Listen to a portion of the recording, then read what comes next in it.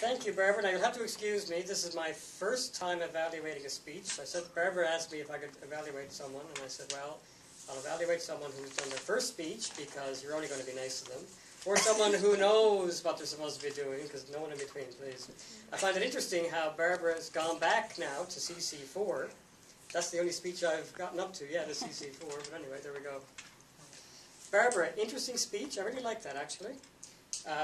The whole idea of, I guess, how we learn, the process of learning as a child, and our comprehension and the different steps. I'm always amazed when Barbara gets up to give a speech, because she never uses notes. And it's one thing to be able to talk off the cuff, but Barbara's speeches are always rehearsed.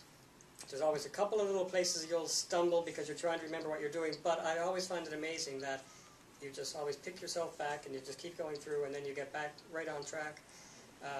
That's something I can't get up here without notes. I think that's why I've only gotten to speech number 4 so far, because I'm not that confident myself to be able to get up here and just talk from memory. And I think that's the greatest thing that someone can do, is to be able to do that. Even when you do stumble, and everyone's going to stumble at some point, it's just how you can get up there and give us all this factual information. It's not just coming from your own opinions. It's coming from actual facts that you've read about that you're now trying to tell to the rest of us. So I think that's a great gift to have.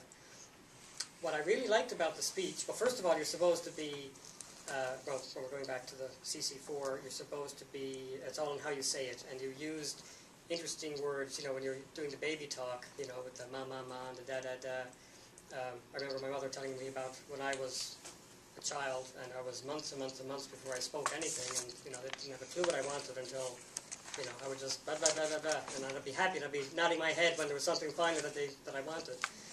But the one thing that I really like about this speech, and I don't know if anyone else picked up on it, is that, and especially when you ended off and you talked about the comprehension being ahead of the ability for a child. And I made the link, and I don't know if you meant to make the link, to Toastmasters, in that we get up here and, our very first speech, when we're getting up in front of everyone, and basically we may as well be going, ma, ma, ma, ma, da, da, because you don't know what you're saying. It's in your head what you want to say. It sounds totally logical in your head, and when it comes out sometimes, no one has a clue what you're trying to say. And that's how we learn, and that's how we grow, by listening to others, learning from others, and that's how I see this speech fitting into a child's development. So I think that was a great speech, and I can't wait to hear part 2, which comes up in next month, I guess. Thank you.